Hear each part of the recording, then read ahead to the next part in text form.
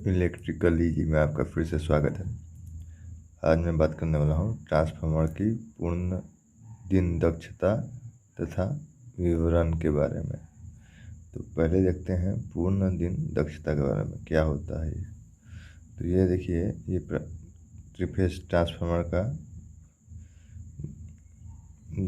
Three phase distribution transformer का primary side है और ये सेकेंडरी साइड है।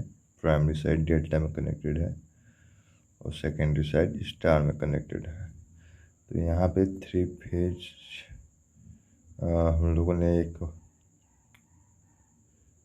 एनर्जी मीटर लगा दिया है। यहाँ पे थ्री फेज इनपुट हो रहा है और थ्री फेज आउटपुट होके इस डेल्टा वाले को सप्लाई दे रहा है प्राइमरी साइड को।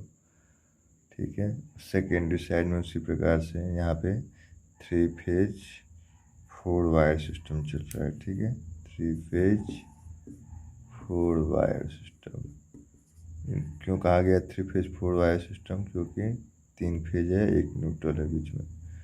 Three phase 4 wire system. तो यहाँ पे हम लोगों ने इसके आउटपुट पे एक एनर्जी मीटर लगा दिया। तो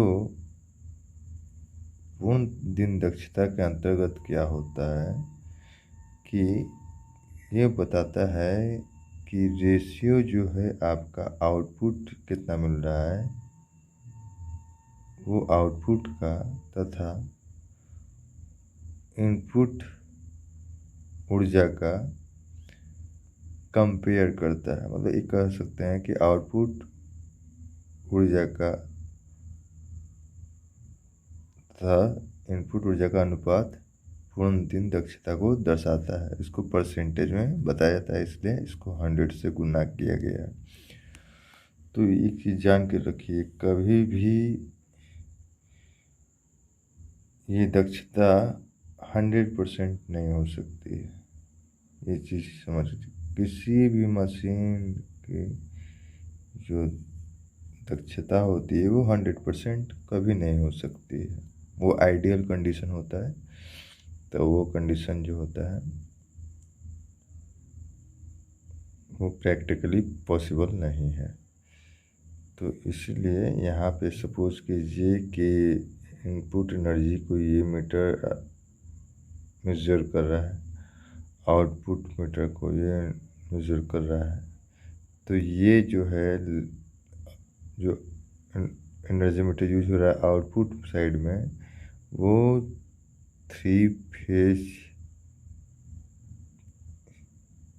प्लस सिंगल फेज लोड जो है उस पर कितना दिया जा रहा है, उस हिसाब से कितना एनर्जी ख़त्म होगा उसको बताता है। ठीक है,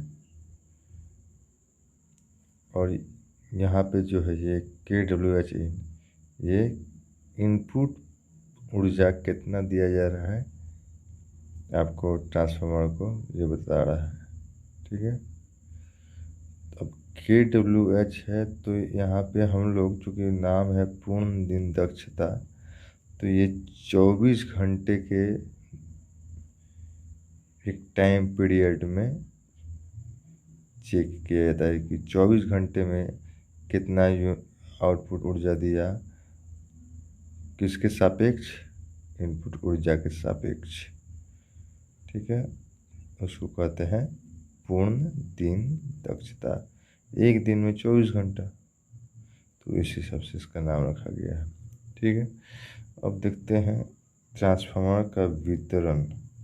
वितरण कहें तो विवरण। विवरण मतलब कहें तो नेम प्लेट जो दिया होता है किसी भी मशीन का है, जो परचेज करते हैं तो बॉडी के ऊपर नेम प्लेट दिए होते हैं। उस नेम प्लेट में कुछ डिटेल्स दिए होते हैं जिससे पता चलता है उस मशीन की जानकारी में। तो यहाँ पे को देखेंगे कि ट्रांसफार्मर का विवरण में हमको सबसे पहले क्या मिलता है, KVA।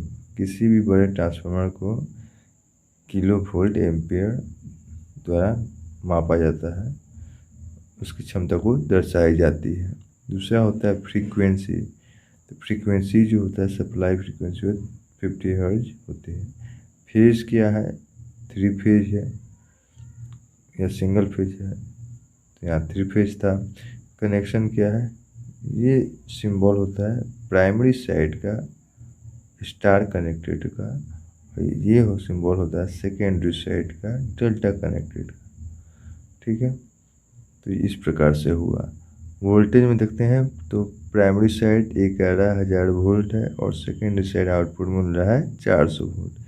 ये इनपुट साइड को बताता है या आउटपुट साइड बता रहा है। ठीक है, अब देखते हैं लोड क्षमता। तो हम जानते हैं कि किलो वाट, कोई भी हम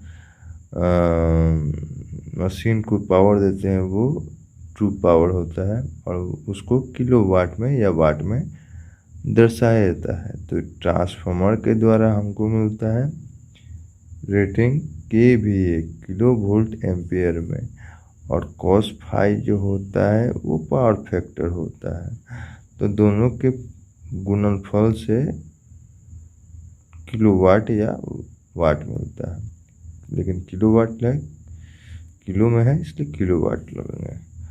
अब देखिए किलोवाट बराबर हो गया KVA cos फाई। अब ये पावर फैक्टर cos फाई जो होता है वो डिपेंड करता है लोड पे, कि आपने यहाँ पर आउटपुट साइड में किस प्रकार का लोड लगाया है उस पर डिपेंड करता है। तो यहाँ देखते हैं कि लोड जो है 3 प्रकार के होते हैं। एक होते हैं कैपेसिटिव लोड, एक होता है रजिस्टिव लोड और एक होता है इंडक्टिव लोड। तो देखिए मोस्टली जो भी आप हम लोग के घर में या इंडस्ट्री में जो लोड लगे होते हैं उनमें वाइंडिंग किया होता है, मोटर अधिक होते हैं, कॉइल वाला सामान ज़्यादा होता है। तो वहाँ पे जो होता है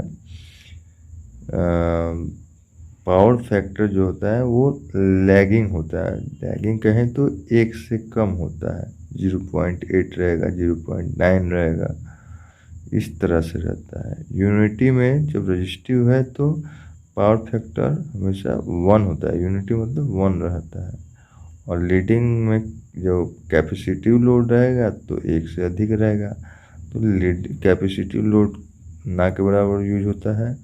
रजिस्टिव लोड जो होता है या तो रजिस्टिव लोड यूज होता है और या तो इंडक्टिव लोड यूज होता है, मतलब कॉइल वाला यूज होता है। तो मोस्टली जो है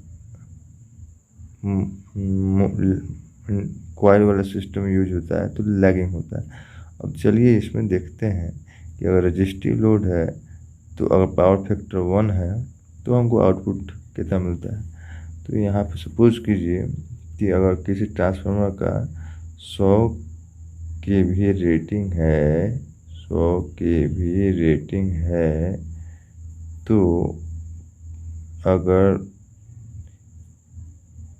रजिस्टिव लोड लगा हुआ है, रजिस्टिव लोड लगा हुआ है ये वाला, तो PF कितना होगा, मतलब cos फाई कितना होगा, वो हो जाएगा 1। तो हम मानते हैं किलो वाट बराबर मतलब जो क्षमता आउटपुट के तौर पे हमको प्राप्त होगी ट्रांसफार्मर के द्वारा वो हो जाएगा KVA 100 इंटू, अगर रजिस्टिव लोड है तो 1 हो जाएगा, तो किलो वाट बराबर 100। ये रजिस्टिव लोड हुआ तब। लेकिन वही इंडक्टिव लोड है, ये रजिस्टिव लोड के लिए था। ठीक है, ये रजिस्टिव लोड के लिए था। ठीक है, और इंडक्टिव लोड है तो इन दैट केस आपका पावर फैक्टर cos फाई ये 0.98 के पास रहता है, 0.9 या 0.8 के पास। तो यहाँ KW जो हो जाएगा वो हो जाएगा 100 इंटू 0.9। तो ये तो उड़ गया 10, मतलब कि अब देखिए ये किलो वाट बराबर 90 हो गया। तो कहने का अर्थ है जैसा पावर फैक्टर रहेगा वैसा ट्रांसफार्मर आउटपुट देगा। ठीक है, तो ट्रांसफार्मर का आउटपुट डिपेंड करता है कि उसके सेकेंडरी साइड में जो है उसमें किस प्रकार का लोड कनेक्टेड किया गया है। ठीक है, किस प्रकार का लोड कनेक्टेड किया गया है। ठीक है, और इस तरह से आपका ट्रांसफार्मर में पूर्ण दिन दक्षता को मैंने समझाया आप लोगों को, तथा उसके विवरण को मैंने बताया। आप लोगों को ये वीडियो समझ में आ गया होगा। आप लोगों का वीडियो देखने के लिए बहुत बहुत धन्यवाद।